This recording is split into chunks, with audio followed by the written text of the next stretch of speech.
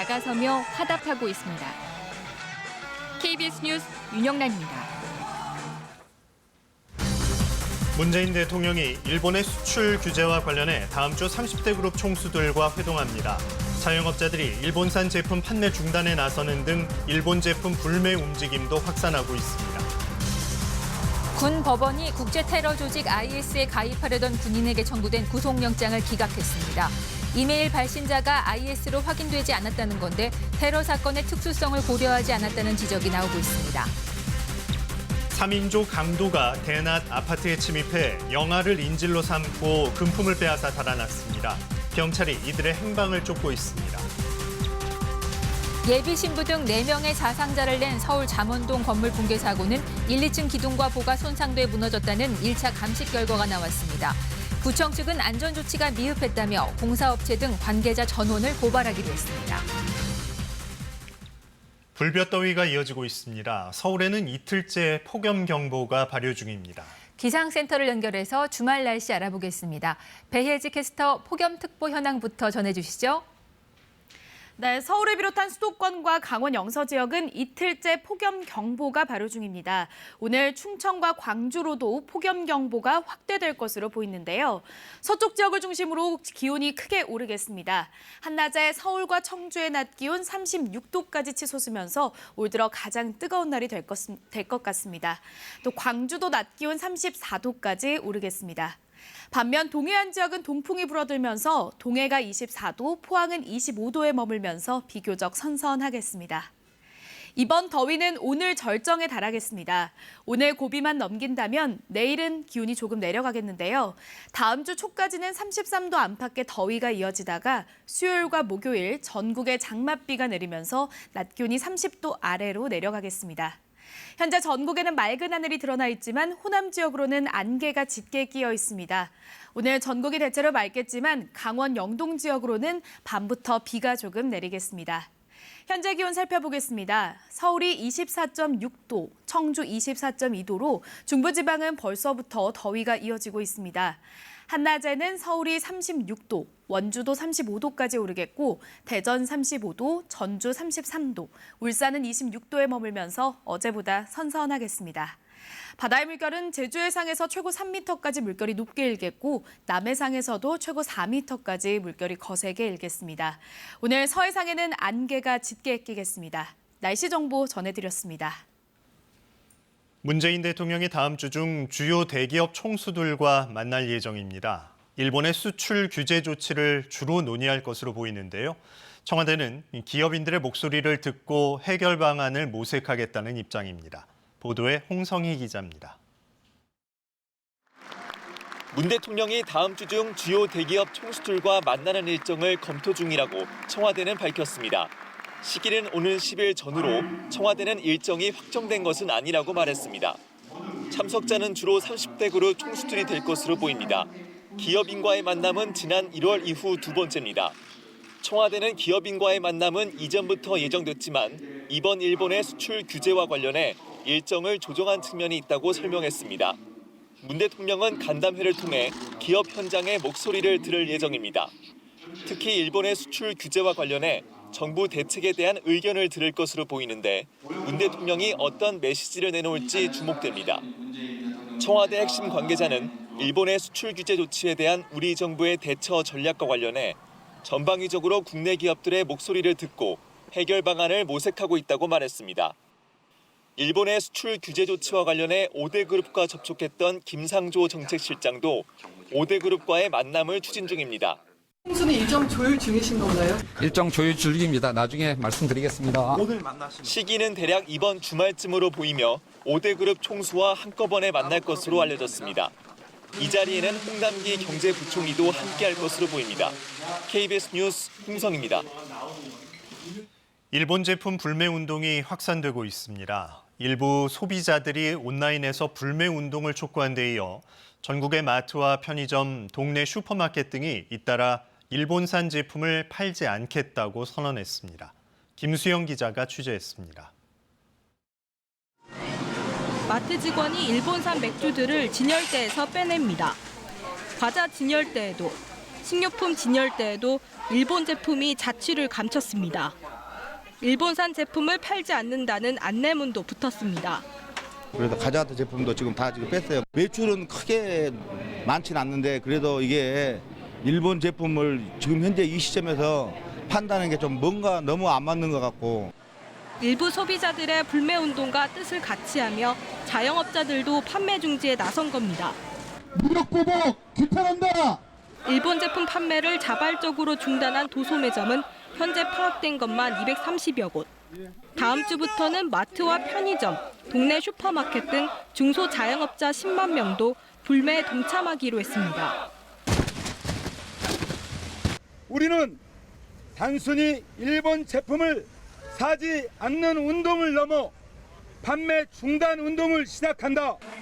점주들은 담배와 맥주, 커피 등 일본 제품을 전량 반품 처리하고 신규 발주도 중단했습니다. 매출이 2~3% 줄어들 것으로 보지만 일본이 과거사를 반성하고 경제보복 조치를 중단할 때까지 계속한다는 계획입니다.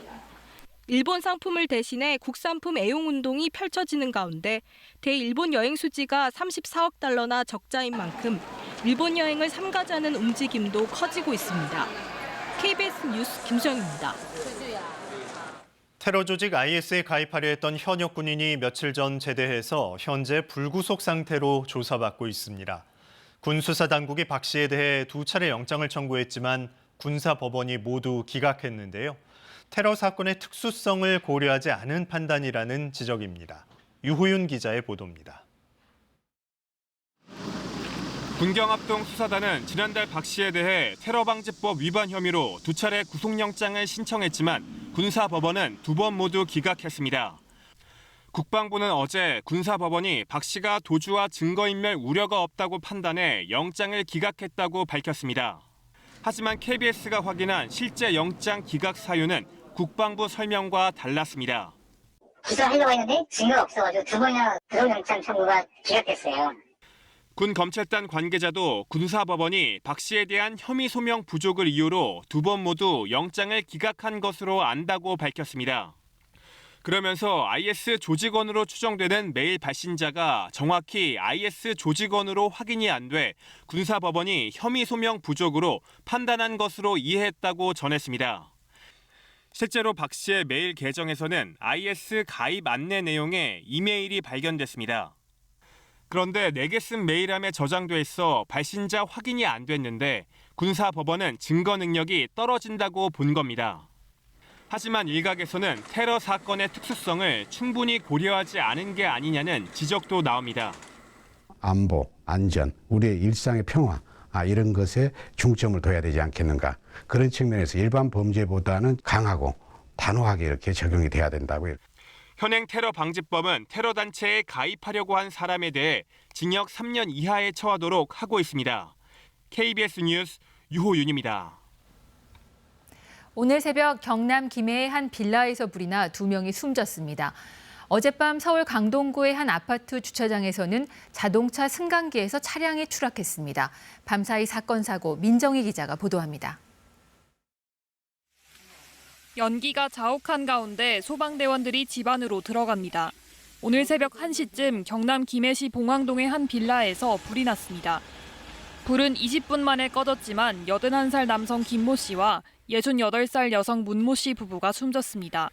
또 불이 난 층 전체가 불에 탔습니다. 경찰과 소방당국은 거실 화재를 자체 진화하려다 실패했다는 아들의 진술을 토대로 정확한 화재 원인을 조사할 예정입니다. 자동차가 거꾸로 뒤집혀 있습니다. 잠시 뒤 한 여성이 들것에 실려 나옵니다.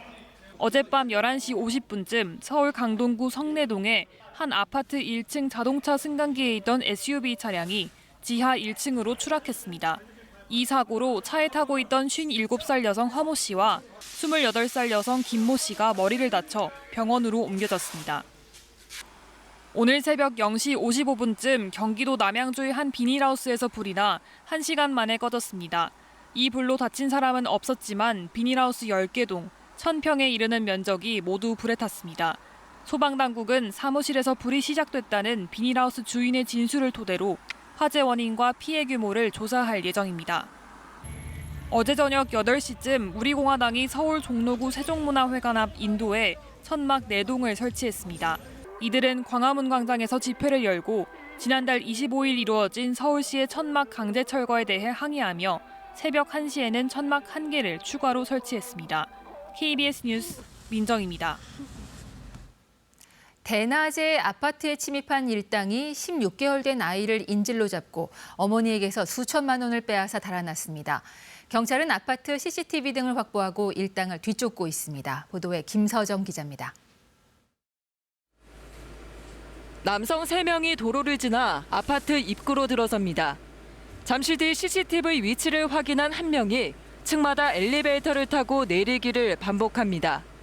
이런 식으로 1시간여 동안 범행 대상을 물색한 일당은 낮 12시 50분쯤 현관문이 열려있는 집을 찾아 침입했습니다. 집안에는 16개월 된 아이와 어머니뿐이었습니다. 흉기로 아이의 엄마를 위협해 돌반지와 현금 등을 빼앗은 이들은 여기서 그치지 않고 피해자의 통장에 있는 돈까지 인출하려고 시도했습니다. 하지만 비밀번호를 틀려 인출에 실패하자 이번엔 아이를 인질로 잡고 현금 서비스 등으로 돈을 만들어 오도록 아이의 엄마에게 요구했습니다. 결국 아이의 엄마는 은행 2곳에서 1,500만 원을 구해 일당 중 1명에게 건넸고 그 사이 나머지 2명도 달아났습니다.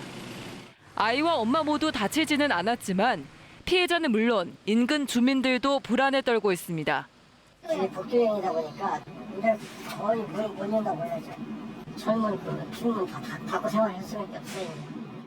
경찰은 용의자 3명이 사전에 치밀하게 계획해 범행을 저지른 것으로 보고 이들을 쫓고 있습니다. KBS 뉴스 김서정입니다. 서울 잠원동 붕괴 사고 현장에서 어제 관계기관의 합동 감식 작업이 진행됐습니다.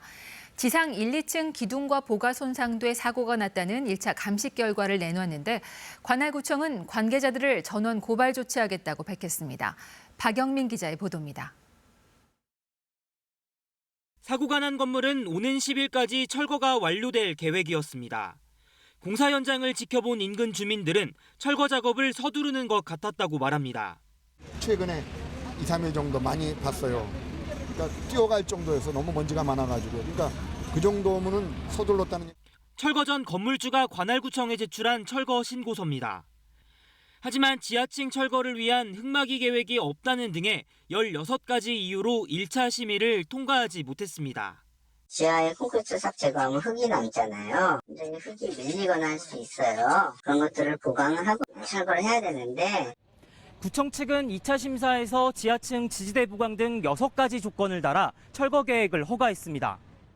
소방과 경찰 등 관계 당국은 어제 합동 감식을 통해 이 같은 조건들이 지켜졌는지 확인 작업을 하고 지상 1, 2층 기둥과 보가 손상돼 사고가 났다는 1차 감식 결과를 내놨습니다. 서초구는 안전조치 미흡을 이유로 건축주와 시공업체 등을 고발하겠다고 밝혔습니다. 실제로 현장을 함께 둘러본 전문가는 무너진 잔해가 도로 쪽으로 쓰러진 상황을 볼 때 철거 계획이 부실했을 가능성을 지적했습니다. 만약에 예기치 않은 곳으로 이 구조물이 붕괴될 걸 대비해서 이 안전 프레임을 설치하게 돼 있습니다. 현장에 보니까 그런 거에 대한 시설이 하나도 안 돼 있고요. 앞서 서울시는 2017년 낙원동 붕괴 사고 이후 사전 심의제를 도입했지만 허가제가 아닌 신고제인데다 이를 어기더라도 처벌은 과태료 100만 원이 전부여서 안전 불감증을 부채질하고 있습니다. KBS 뉴스 박영민입니다. 헝가리 다뉴브강에서 유람선 허블레아니호를 들이받은 바이킹 시긴호의 선장은 충돌 50초 뒤에 선실에서 나와 상황을 파악하기 시작했고 3분 뒤에 첫 교신을 시도한 것으로 드러났습니다. 헝가리 언론이 공개한 자료를 통해서 사고 순간을 재구성했습니다. 유광석 특파원입니다.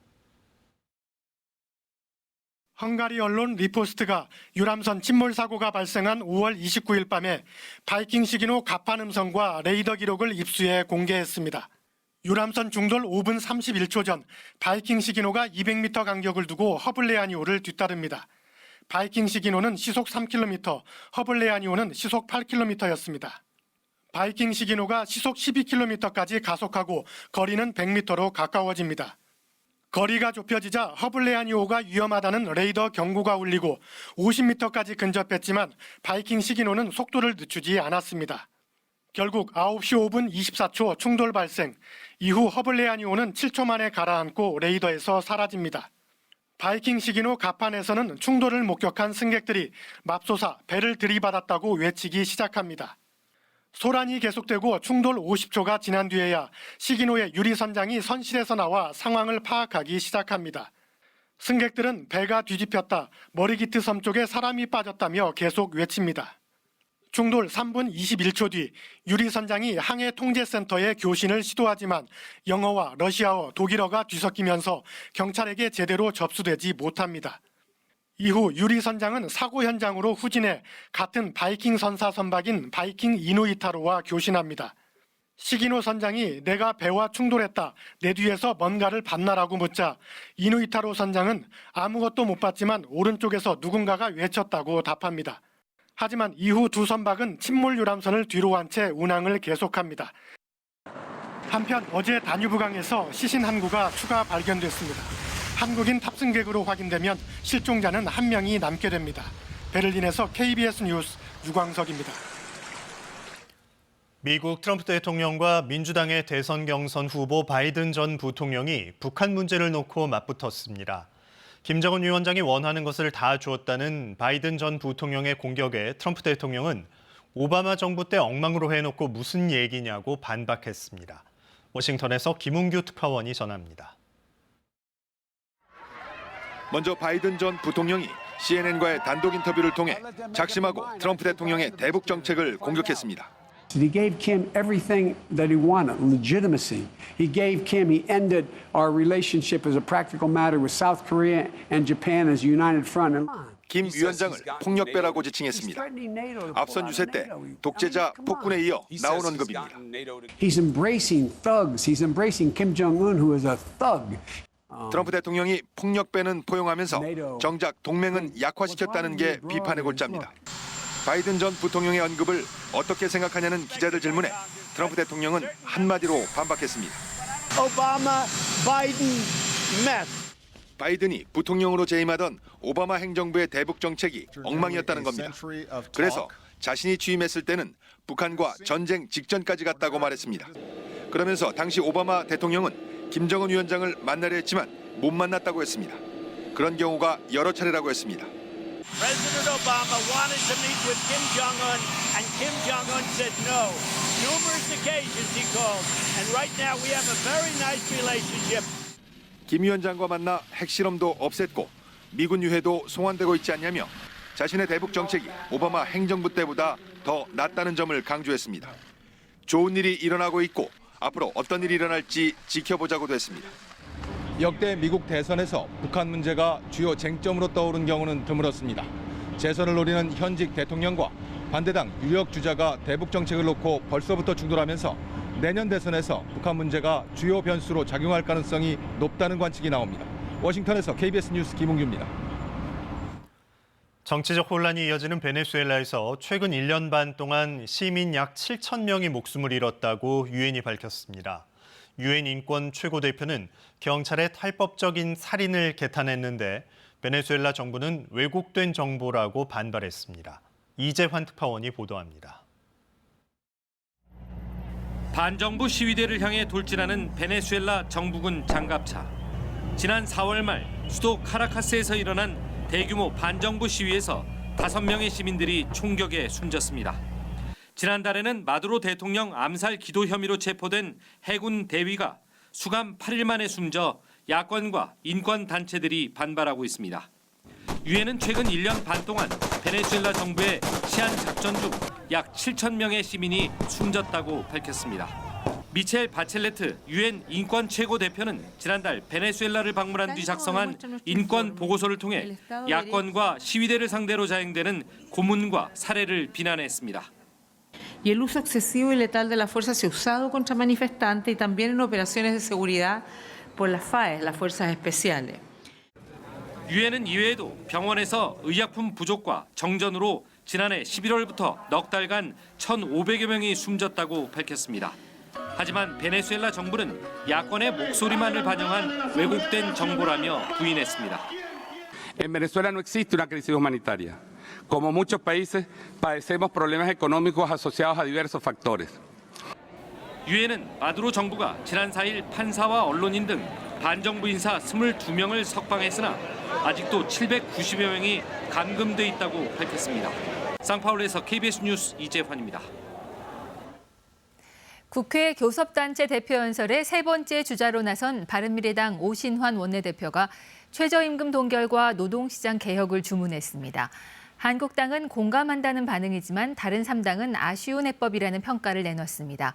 최창봉 기자의 보도입니다. 교섭단체 대표연설의 8할 이상을 경제 문제에 집중한 바른미래당 오신환 원내대표. 문재인 대통령이 직접 최저임금 동결을 선언해달라고 요구했습니다. 급격한 최저임금 인상에 따른 경제 쇼크가 다시금 일어나는 일을 반드시 막아야 합니다. 경제가 성공으로 가고 있다는 정부의 안이한 인식에 결코 동의할 수 없다. 소득주도 성장으로 대표되는 정부의 경제정책에 대전환이 필요하다고 밝혔습니다. 근본 개념부터 잘못된 엉터리 성장론을 고집한 결과로 빚어진 참사입니다. 오 원내대표는 정부가 제출한 추가 경정 예산안도 알리바이 만들기, 면피성 추경이라고 비판했습니다. 그러면서 노동시장 개혁과 규제 혁파, 신기술 창업 지원을 해법으로 제시하며 국회 노동개혁 특위 설치를 제안했습니다. 북한 목선 국정조사, 선거법 합의 처리도 거듭 강조했습니다. 이에 대해 민주당은 소득주도 성장에 편견을 보였고 대안 제시가 아쉽다고 했고, 한국당은 경제진단이나 국정조사 요구에 골고루 공감할 수 있었다고 했습니다. 평화당과 정의당은 보수정부의 경제 활성화 논리다, 최저임금 동결이 해법이라는 주장은 어불성설이라고 비판했습니다. KBS 뉴스 최창봉입니다. 한 달 넘게 공석이던 국회 예결투기위원장에 자유한국당 김재원 의원이 선출됐습니다. 국회에 제출된 지 70여일째 한 발짝도 못 나가고 있는 추경안도 다음 주부터는 심사 일정에 돌입할 것으로 보입니다. 최형원 기자의 보도입니다. 한 달 넘게 비어있던 국회 예결특위위원장 자리를 채우는 과정은 순탄치 않았습니다. 당초 황영철 의원이 한국당목 예결특위위원장으로 내정돼 있었는데 김재원 의원이 뒤늦게 경선을 요구했기 때문입니다. 요구하는 이유를 들어보시면 알 거 아니에요. 결국 황 의원이 경선을 포기하며 김 의원이 예결위원장으로 내정됐고 곧이어 열린 본회의에서 정식 선출됐습니다. 추경 예산안과 또 내년도 예산안에 대해서 국민의 세금이 한 푼도 허투루 쓰이지 않도록 살펴보도록 하겠습니다. 예결위원장이 선출되면서 70여일째 심사를 기다리고 있는 6조 7천억 원 규모의 추경안 심사도 가시권에 들어섰습니다. 민주당은 오는 19일까지인 임시국회 시한을 고려하면 서둘러야 한다는 입장입니다. 다음 주부터는 무슨 일이 있어도 추경안 심사가 본격적으로 가동돼야 하고 또 민생 법안들을 처리 과정에 속도를 낼 수 있어야 한다. 하지만 한국당은 예결위원 구성도 아직 마무리 짓지 않았습니다. 추경안 심사 자체를 거부하진 않겠지만 꼼꼼하게 심사하겠다고 벼르고 있습니다. 낭비성 추경은 모두 걸러내야 됩니다. 또한 정말 재난과 민생을 위한 예산을 만들어야 합니다. 바른미래당 역시 국채 발행에 부정적인 입장이어서 추경 규모를 놓고 심사 과정에서 진통이 예상됩니다.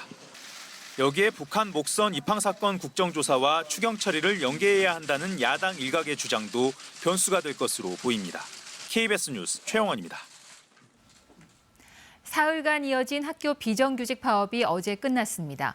노조는 다음 주 월요일 학교로 돌아간다고 밝혔습니다. 어제도 1,400여 개 학교에서 급식이 제대로 제공되지 않았는데요. 이런 일은 지난 7년간 5번, 연례 행사처럼 반복되고 있습니다. 이호준 기자입니다. 비정규직 테러와 실현하라! 파업 3일째 학교 비정규직 노동자들의 집회는 계속됐습니다. 정규직과 비정규직의 급여 차이가 해가 갈수록 벌어지고 있고요. 방학 중에 이 비근무자들은 겨우 200여만 원 받고 있는 그 월급조차도 하루 1단계로 출근한 일수만큼. 노조는 어제 파업 종료를 선언하고 다음 주 월요일 학교에 복귀하겠다고 밝혔습니다. 이번 파업은 사흘간 연인원 5만 2천 명이 참여해 2012년 이후 최대 규모였습니다. 17년간 5번 이어진 파업은 연례 행사처럼 반복되고 있습니다. 노조는 90%가 무기계약직으로 전환됐지만 임금 등 처우는 정규직보다 매우 열악한 수준이라고 주장합니다. 돌봄과 조리 전담사 등 학교 비정규직은 지난해 14만 2천 명까지 늘었습니다. 올해는 16만 5천 명까지 늘어날 것으로 보입니다. 더 나은 교육 서비스를 위해 채용한 만큼 장기적으로 처우 개선 방향을 제시해야 한다는 지적이 나옵니다. 대부분 이 공공부문의 비정규직 노동자들이 담당하고 있는 업무의 내용이 상시 지속적인 업무이거든요. 그럼 본래 정규직으로 채용하는 것이 옳습니다. 지도교육청에서 해결할 수 없는 예산법인은 당연히 국가가 해결해 줘야 되는 거거든요. 파업으로 어제 학교 1,400여 곳에서 급식이 차질을 빚었고 돌봄교실은 60여 곳이 문을 닫았습니다. KBS 뉴스 이호준입니다. 전국 우정노조는 어제 세종정부청사 중앙노동위원회에서 우정사업본부와 마지막 쟁의조정 회의를 열고 집배원 인력 증원과 근무시간 단축 등을 놓고 협상을 벌였지만 합의에 이르지 못했습니다. 우정노조는 다만 곧바로 총파업 돌입을 선언하는 대신 오는 8일 파업 여부를 최종 결정하기로 했습니다. 이를 위해 오늘 서울 광화문에서 열 예정이었던 파업 출정식을 취소하고 오후에는 우정사업본부 측과 만나 협의를 이어가기로 했습니다. 어제 서울은 낮 기온이 35도까지 오르면서 7월 상순 기온으로는 54년 만에 가장 높았습니다. 그런데 오늘은 어제보다 더 덥겠습니다. 서울을 비롯한 수도권과 강원 영서 지역에 이틀째 폭염경보가 발효 중이고요. 충청과 광주로도 폭염경보가 확대되겠습니다. 오늘 서쪽 지역을 중심으로 기온이 크게 오를 텐데요. 한낮에 서울과 청주가 36도, 광주는 34도가 예상됩니다. 반면 동해안 지역은 동풍이 불어들면서 동해가 24도, 포항 25도에 머물면서 비교적 선선하겠습니다. 더위는 오늘 절정에 달하겠습니다. 오늘 고비만 넘긴다면 내일은 서울 낮 기온 32도까지 떨어지겠고 수요일과 목요일에는 전국에 장맛비가 내리면서 낮 기온이 30도를 밑돌겠습니다. 현재 호남 지역에는 안개가 짙게 끼어 있습니다. 가시거리가 100m 안팎까지 좁혀진 곳이 있습니다. 안개는 점차 햇볕을 비추면서 개겠고요. 오늘 전국에는 맑은 하늘이 드러나겠습니다. 현재 기온 살펴보겠습니다. 서울이 25.7도까지 올라와 있고 남부지방도 20도를 웃돌고 있습니다. 날씨 정보 전해드렸습니다. 핵심 소재에 대한 일본의 수출 규제가 시작되면서 문재인 대통령은 다음 주 주요 기업인들을 청와대로 초청해 대책을 논의합니다. 실적 부진에다 일본의 경제 보복이라는 악재까지 겹친 기업들은 그야말로 비상 상황입니다. 서재희 기자가 보도합니다. 공사가 한창인 삼성 반도체 사업장. 시스템 반도체 1위를 목표로 133조 원이 집중 투자됩니다. 이곳에서 임원 수십 명이 성장 전략 회의를 열 예정이었지만 갑자기 취소됐습니다. 삼성 측은 일본의 수출 규제에 대응하느라 임원들이 모이기조차 어려운 비상 상황이라고 전했습니다. 2분기 잠정 실적은 삼성을 더 긴장하게 했습니다. 영업이익이 1년 전의 절반 수준, 반도체 사업이익은 실적 충격이었던 1분기보다도 더 줄었습니다. 일본의 규제로 하반기 전망도 어두워진 상황. 하루 이틀이면 일본에서 바로 왔던 규제 대상 소재들은 개별 심사를 받게 되면서 통관이 사실상 중단됐습니다. 일시적 공급 중단으로 반도체 재고가 소진되면 가격이 오를 거란 기대도 있습니다. 하지만 일본이 심사 뒤에도 수출을 허가하지 않으면 반도체 사업은 활로가 막힙니다. 수요가 좋아지는 상황이 왔을 때 그때도 만약에 생산을 마음대로 늘릴 수 없는 그런 불확실성이 존재하게 된다라고 하면은 그때는 이제 피해가 좀 발생할 수도 있는 그런 상황이 되겠습니다. 기업은 바쁘게 뛰었습니다. 이재용 삼성 부회장과 구광모 LG 회장 등은 일본 투자검을 손정희 회장을 만났습니다. 손 회장은 일본의 규제에 관해 총수들과 많은 이야기를 나눴다고 답했습니다. 경색된 국면이지만 양국 기업 간 협력도 논의했습니다. Are you going to invest together with the Korean companies? Yes. In the near 기업 총수들은 정부와의 잇단 만남에서 정치 외교적 해결을 요청할 것으로 예상됩니다. KBS 뉴스 서재입니다. 앞으로 일본이 백색 국가에서 우리나라를 제외하면 규제를 받게 될 소재나 부품이 산업 전반으로 확대돼 대상이 1,100여 가지에 이를 것이라는 분석이 나옵니다. 정부는 일본에 양자 협의에 빨리 나오라고 촉구하고 있습니다. 박대기 기자의 보도입니다. 올 들어 5월까지 2만 5천 대가 수출된 국산 전기 자동차. 핵심 부품인 모터에는 일본산 소재가 들어갑니다. 일부 차량 변속기도 일본산, 자율주행체에 들어가는 카메라 렌즈도 마찬가지입니다. 이런 부품은 반도체 소재보다는 대체하기가 낫다지만 일본이 수출을 막으면 상당한 차질이 우려됩니다. 대체할 수 있느냐 자동차는 그런 걸 봐야 되는 건데 아직 실질적으로는 그 조사가 좀 덜 돼 있는 걸로 알고 있어요. 일본은 한국을 백색 국가에서 제외하겠다며 절차를 밟고 있습니다. 다음 달 초 실제로 백색 국가에서 빠지면 군사 전용 가능성이 있는 품목에 대해 일일이 수출 허가를 받아야 합니다. 해당 품목은 1,100여 개에 이를 것으로 분석됩니다. 앞으로가 더 걱정인 이유입니다. 정부도 우리 급소가 될 만한 품목 리스트를 100개가량 뽑아 수급선 확보에 나섰습니다. 하지만 화학 소재는 소량이라도 워낙 다양한 산업에 사용되는 만큼 수입 지연의 여파는 클 것으로 보입니다. 통상교섭본부는 일본에 공문을 2차례 보내고 양자 협의에 나서라고 촉구했습니다. 일본이 책임 있는 전략물자 국제 수출 통제의 당사국이라면 한국이 기 제안한 양자 협의에 조속히 응할 것을 촉구합니다. 양자 협의가 불발돼도 WTO 제소 근거가 될 수 있다는 판단 때문입니다. 정부는 통상 현안 대응 TF를 꾸려 대응하는 한편 다음 주에 일본 수출 규제에 대한 단기 대책도 내놓기로 했습니다. KBS 뉴스 박대기입니다. 유행을 따라서 창업에 뛰어드는 자영업자들이 많이 있습니다. 짧은 기간에 비슷한 상점들이 난립하면 출혈 경쟁 속에 결국 폐업에 이르는 경우도 늘고 있습니다. 먼저 박효인 기자가 보도합니다. 수개월째 비어있는 점포. 지난해까지 빵 가게를 했는데 한창 인기였던 식빵 전문점이었습니다. 식빵 가게 이전에는 대만 카스테라를 팔았습니다. 유사 브랜드가 17개나 될 정도로 열풍이었지만 1년을 채 넘기지 못했습니다. 석동에도 본동 쪽에도 있었고 막 있었는데 다 없어졌죠. 한꺼번에. 최근에는 특색 있는 매운맛을 내세운 중국 마라탕 전문점이 인기 사업으로 떠올랐습니다. 문제는 한 번 뛰면 너도 나도 따라하기 창업을 하다 보니 한꺼번에 비슷한 점포가 너무 많이 생긴다는 겁니다. 이화여대에서 신촌역 사이 거리입니다. 직선거리로 200m도 안 되는 짧은 구간이지만 마라탕 전문점이 8곳이나 들어서 있습니다. 경쟁 상대가 갑자기 늘자 업주는 매출이 줄까 울상입니다. 두세 군데 생기는 건 문제가 안 되는데 1년 사이에 거의 10군데 가까이 생겨다 보니까 문제가 있죠. 따라하기 창업이 난무하는 건 프랜차이즈 개설이 지나치게 쉽기 때문입니다.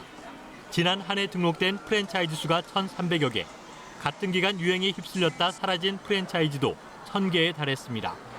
A 브랜드가 생겼는데 거의 유사한 브랜드 PCT가 같은 상권 내에 들어왔다면요.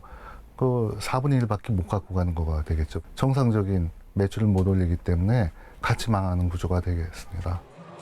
지난해 프랜차이즈 브랜드 수는 6,000개를 넘어서 역대 최고치를 기록했습니다. KBS 뉴스 박효인입니다. 프랜차이즈 업체가 난립하다 보니 점주로부터 계약금을 받아 초기 수익을 챙기고 이후의 관리는 뒷전인 경우도 허다합니다.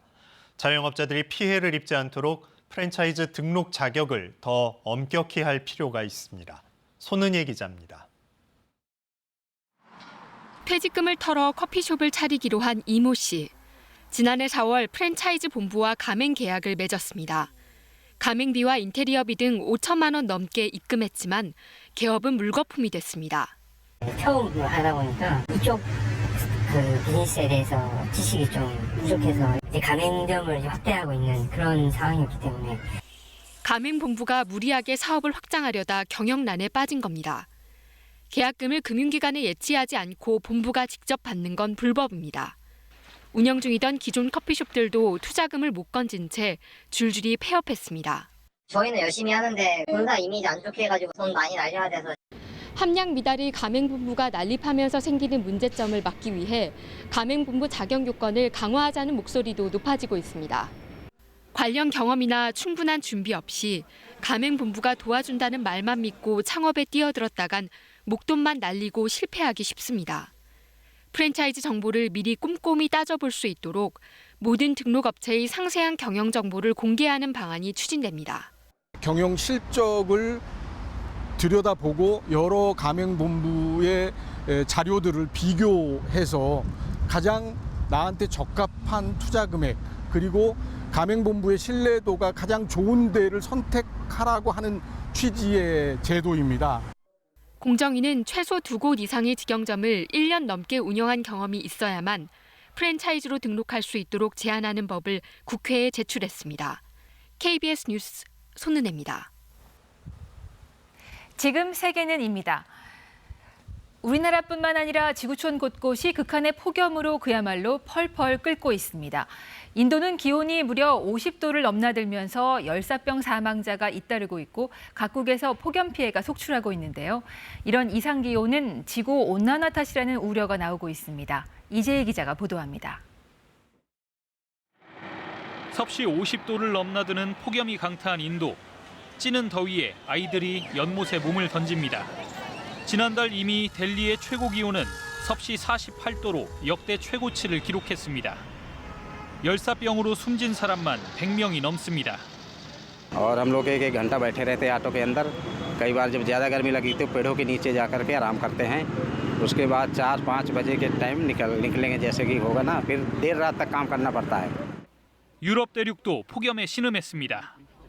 프랑스 남동부는 역사상 가장 더운 45.9도를 기록했고 폭염으로 4천여 개 학교에 휴교령이 내려졌습니다. 스페인에서는 폭염 속 산불로 여의도 면적 5배 이상의 산림이 소실됐습니다. De mucha calor, de humedades muy bajas y por lo tanto no es un buen pronóstico. 냉대 기후 지역인 미국 알래스카주도 섭씨 32도로 50년 만에 최고 기온을 경신했습니다. 극한의 폭염이 강타한 지난달 전 세계 평균 기온은 역대 최고 수준을 기록했습니다. 지구 온난화 때문이라는 지적이 나옵니다. We need and we continue to inform the decision makers that CO2 emission through human activities is the main cause of this increased temperature and related extreme events. 전문가들은 국제사회가 함께 나서 기후변화 대책을 시급히 시행하지 않으면 이상 불볕더위가 더 심해질 수 있다고 경고했습니다. KBS 뉴스 이재입니다. 최근 유럽이 40도가 넘는 폭염으로 신음하고 있는데요. 이런 와중에 그리스 아테네에서는 산불까지 나서 고통을 받고 있습니다. 산불은 아테네 북부 에비아 섬에서 발생해 빠르게 번지면서 이 섬 4개 마을 주민들에게 대피령까지 내려졌는데요. 그리스 소방당국은 헬기 등을 동원해 진화에 안간힘을 쓰고 있지만 험준한 지형과 높은 기온 때문에 불을 끄는 데 어려움을 겪고 있습니다. 1년 전에도 아테네 인근 휴양지에서 큰 산불이나 101명의 목숨을 잃었는데 그리스 시민들은 또다시 악몽이 재현되지 않을까 불안에 떨고 있습니다. 많은 사람들이 지켜보는 가운데 시작 신호와 함께 여성들이 핫도그를 먹기 시작합니다. 주어진 시간은 10분. 한 개라도 더 먹기 위해서 쉬지 않고 핫도그를 먹고 또 먹습니다. 미국 독립일인 4일 미국 뉴욕 코니 아일랜드에서 열린 핫도그 먹기 국제대회인데요. 여자 부문의 우승은 10분에 31개를 먹은 미키 스토에게 돌아갔습니다. 미키 스토는 2014년부터 이번 대회까지 무려 6연패를 달성했는데요. 당분간 여성 경쟁자는 없을 듯합니다. 핫도그 먹기 남자 부문에서는 조이 체스넛이 자신의 세계 기록인 74개에서 3개 모자란 71개를 먹어 12번째 우승을 차지했습니다. 지금 세계는이었습니다. 뇌물수수 혐의로 재판에 넘겨진 김학의 전 법무부 차관의 또 다른 금품수수 의혹에 대해 검찰이 수사를 벌이고 있는 것으로 확인됐습니다. 김 전 차관 측은 어제 첫 재판에서 대부분의 혐의를 부인했습니다. 한유리 기자의 보도입니다. 검찰은 김학의 전 법무부 차관이 검사장 재직 시절 사업가 김모 씨로부터 수차례 현금을 받은 혐의를 포착해 수사 중입니다.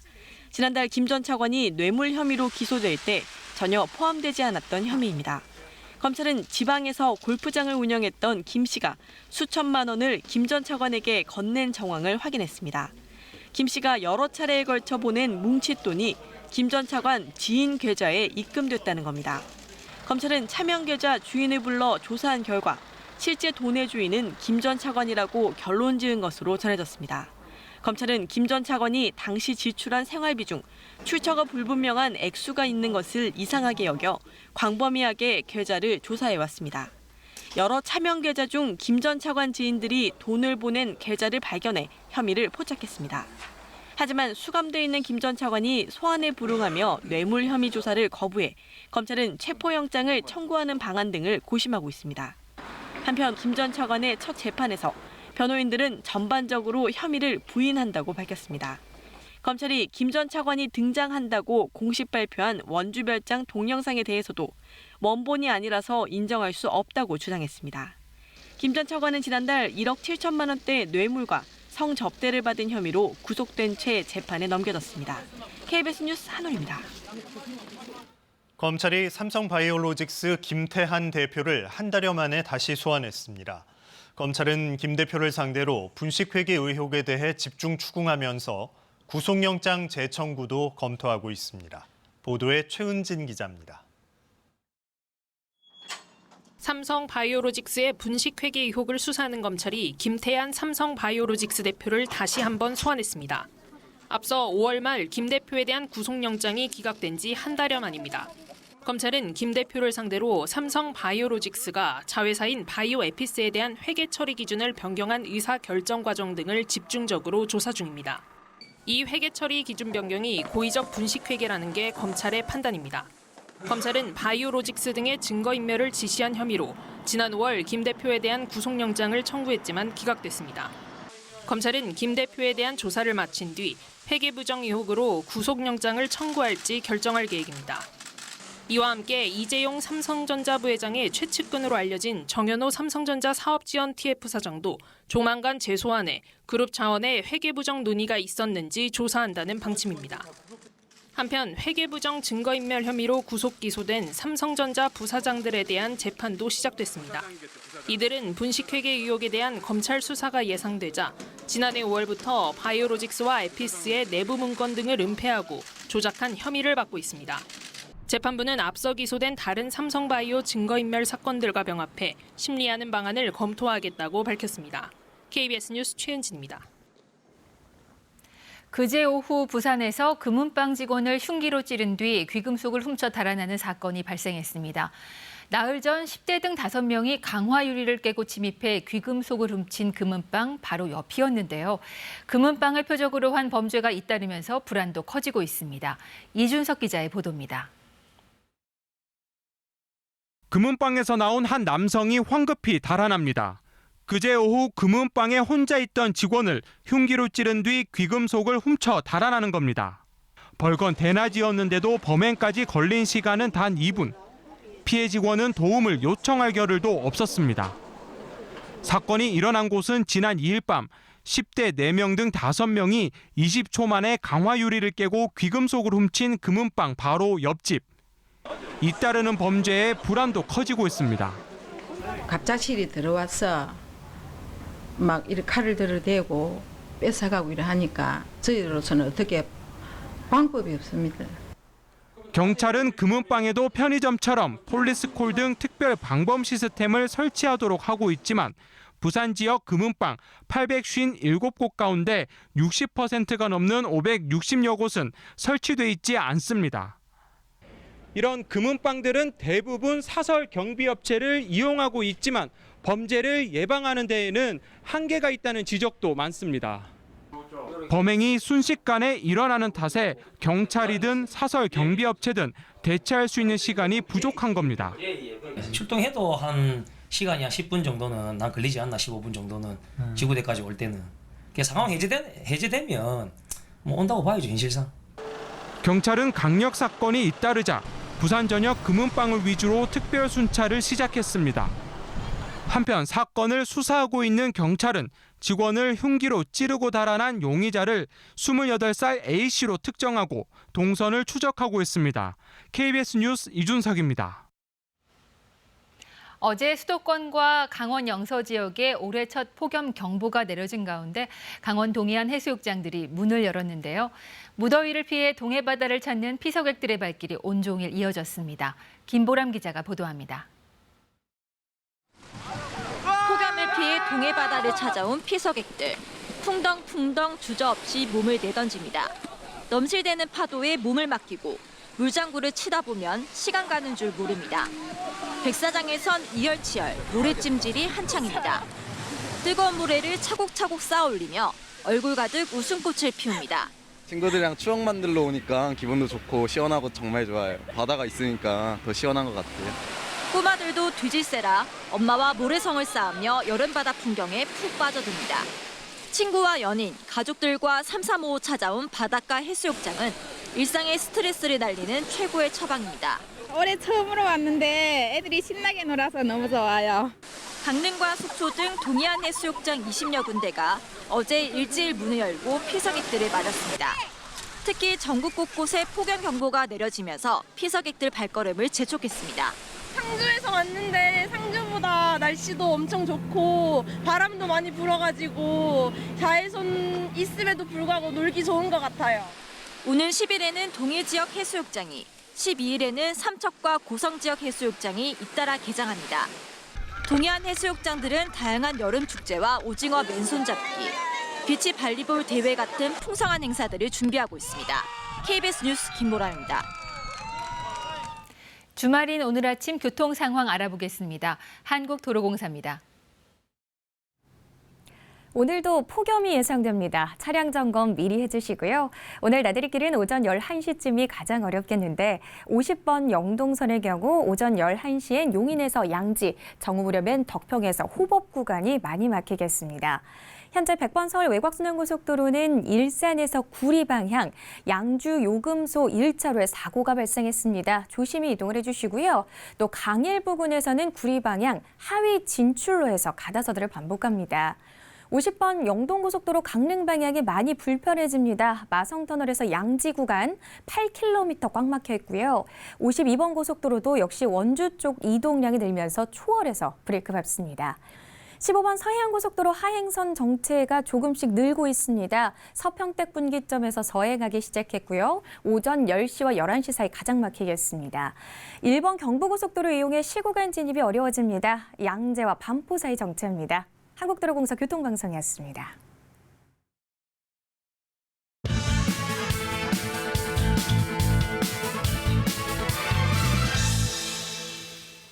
우리 사회 곳곳에서 갈등이 분출하고 있습니다.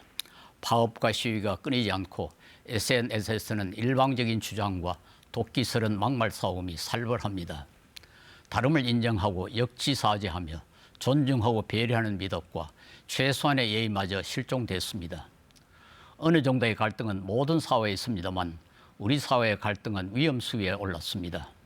모두 자신들만 억울하고 자신들만 옳다는 확신으로 상대를 폄하하고 거칠게 주장하고 행동합니다.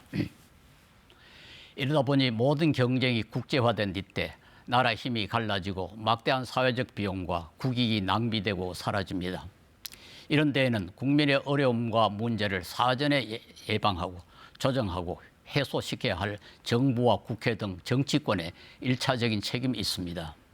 특히 국회는 대안 없이 서로 비난하는 것이 일상이 됐습니다. 혈세로 녹을 받으면서 민의를 대변하기보다 정치 이념과 당리당략, 보신에 몰두합니다. 국민과 나라가 우선입니다. 지도층이 갈라져 나라가 위기와 고난에 처했던 치욕의 역사를 잊고 모두가 손해보는 자해 행위를 일삼는 일이 많아지고 있습니다. 위정자들은 상대 탓, 남의 탓하지 말고 국민과 나라를 위해 과연 스스로 잘못한 일이 없는지 되돌아봐야 합니다. 유권자들의 불만과 분노가 지금 턱에 와 닿았습니다. 시민들도 차이와 불만은 힘이 아니라 법과 제도로 해석해야 합니다. 법과 제도는 우리가 뽑은 대표들이 만든 것이므로 그것을 무시하고 힘으로 밀어붙이는 것은 국민을 모독하는 것입니다. 불만과 분노를 조금씩 절제하고 서로의 권리와 의견을 존중하며 통합할 수 있어야 합니다. 그래야 모두가 같이 잘 살고 행복할 수 있습니다. 뉴스3였습니다.